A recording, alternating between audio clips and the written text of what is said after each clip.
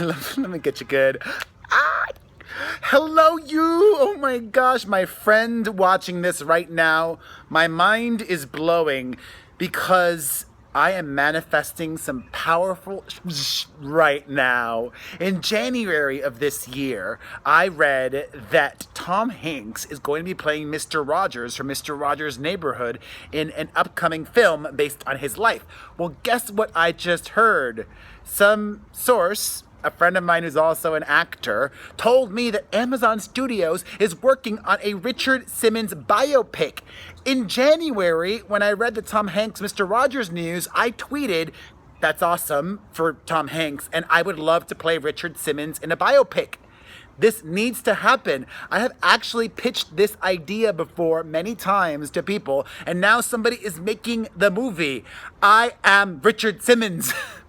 Truly, I feel such a connection to him on a deep spiritual level. I relate to him in so many ways, and I would bring all of my acting education and experience to the table and work with an acting coach and just give it 110% to do it justice, impress, and be something that I'm proud of till after I'm dead.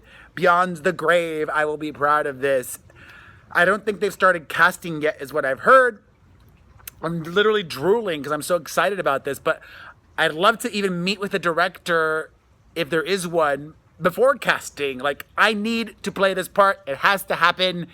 If any of you watching work at Amazon Studios or know anybody that works at Amazon Studios or know anybody who knows anybody who works at Amazon Studios, hook your friend Perez up. Help me out. I'm easy to get a hold of. People know how to reach me. This needs to happen. All right, enough of that shameless plugging. Let's get into some pop star drama, one of my favorite things. Katy Perry and Taylor Swift have maybe possibly settled their long-standing feud. However, Katy apparently is not happy that Taylor posted her private letter publicly. But now there's another feud. And Katy Perry is also involved. According to reports, Katy Perry and Rihanna have had a falling out. And it gets juicier.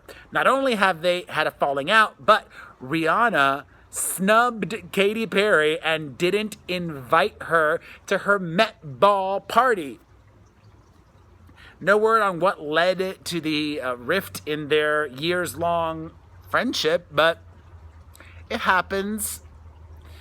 Katy Perry and I used to be close, and we're not close anymore. I would like to think we're not enemies. I still hold a special place in my heart for her, and I want her to succeed. I feel like I discovered her and really championed her and helped her a lot. Same with Lady Gaga. Anyways, Rihanna's in the news a lot today because also an intruder was arrested after breaking into her house, and then the police were called after the alarm company got wind of it, and it became dramatic, and the intruder had to be tasered.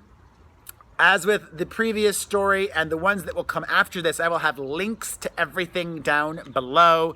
And also, are you guys following me on Instagram? The Perez Hilton, also Perez Hilton. And if you need a last-minute Mother's Day gift, I am making personalized Mother's Day videos. You can get it directly on the Cameo app or at bookcameo.com/Perez Hilton.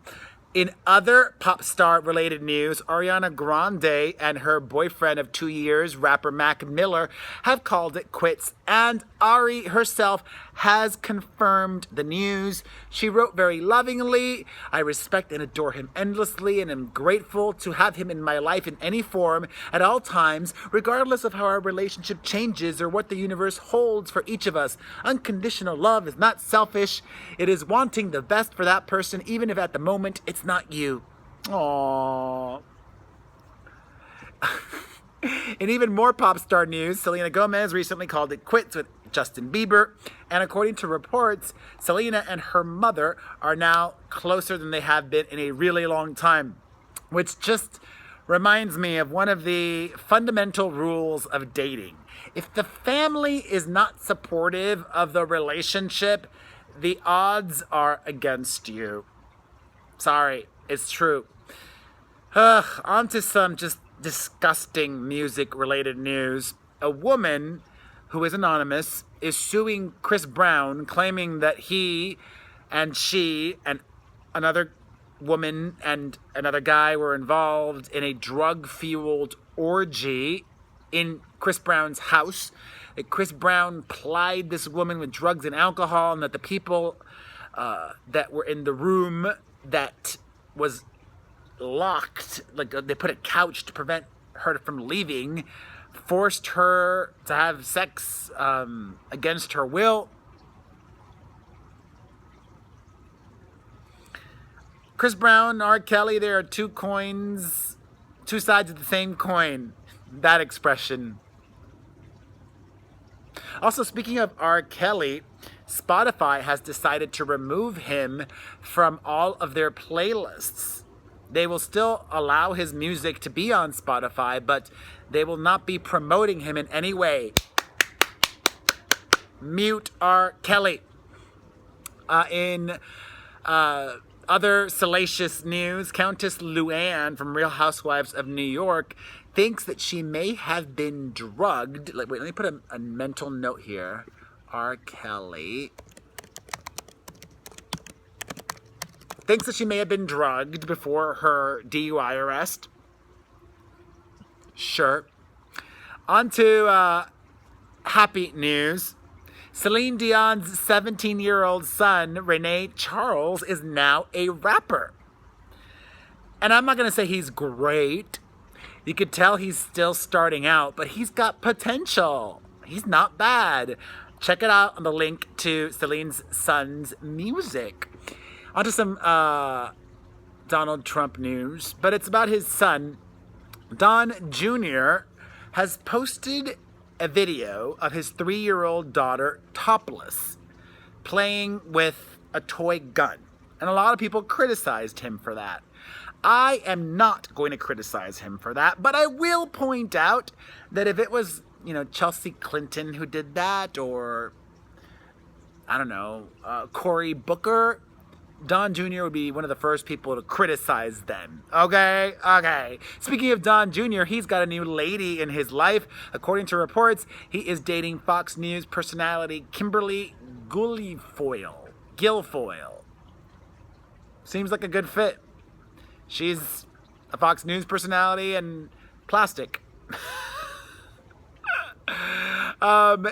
In other couples news, Georgina Chapman, the soon-to-be ex-wife of Harvey Weinstein, is speaking out for the first time since all of the drama happened last year with her husband, and she claims total ignorance. She says that she was in the dark and had no idea everything was going on with Harvey that was happening. She says, I was so humiliated and so broken. I was shocked, she says. She says, this is so incredibly painful. I had what I thought was a very happy marriage. Men can lead double lives. She probably did have a happy marriage. And he also did everything that he did. Just awful. Awful. He ruined so many lives. Speaking of awfulness, Jeffree Star is awful. Awful. He has not changed his ways. I like to think that I've definitely improved over the years. I think Jeffree Star hasn't. He continues to be problematic. Earlier this week, I posted a photo of him at an In-N-Out, or at a Jack in the Box in Malibu. Let's just say, to be accurate, at a fast food restaurant in Malibu. He parked his car in the handicapped spot, and then he allegedly, when confronted about it, told the person, "I have AIDS." First of all, I don't know if you get a handicapped spot if you have AIDS. I'm not sure. I don't think you do, but I also don't believe he has AIDS. He's never spoken out about that. In fact, the opposite. In 2009, Jeffree Star tweeted the following, quote, I always park in handicapped spots at the mall. My shoes insist. He has deleted that tweet. I don't understand why people continue to support Jeffree Star. Can you please explain it to me? Seriously, like, he's not even, He's not even that entertaining. Like, I watch a ton of makeup vloggers that are way better. I enjoy Patrick Starr better. I enjoy Manny Mua better. I enjoy Jaclyn Hill or Bethany Mota or Laura Sanchez. There's so many for you guys to check out. Or young ones, too, even younger. There's like 13 and 14-year-olds doing it. I cannot support Jeffree Star, just like I can't support Chris Brown or R. Kelly, even though he's not done anything quite as severe as that, but I just think he's awful.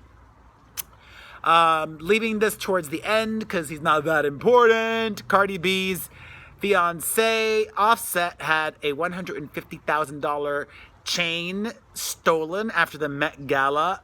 Inside job. Also, Farrah Fawcett's son, Redmond O'Neal, also the son of Ryan O'Neal, was arrested after robbing a 7-Eleven at knife point. Addiction is an awful beast. I've got all the details up on my site. And let me just end things on a positive note. I'm just so thankful that my addiction is work, truly. That won't destroy me. And I'm so thankful for you, truly. I started doing what I do in 2004. It's 2018. I'm doing this with a smile on my face. I am blessed. So are you. We are in this together. I love you.